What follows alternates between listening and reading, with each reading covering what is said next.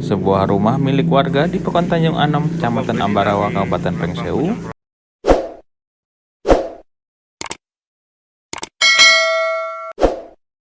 hangus terbakar pada Minggu dini hari pukul 2:45 waktu Indonesia Barat. Kebakaran pertama kali dilaporkan oleh warga bernama Pipit Puspitasari melalui pesan WhatsApp.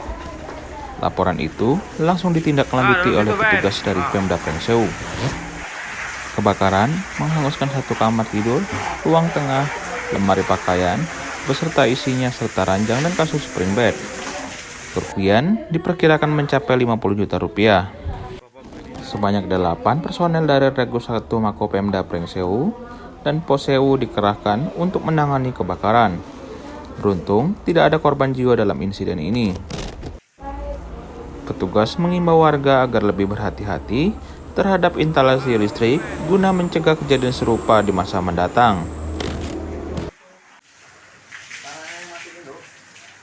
Bapak Beni lagi melakukan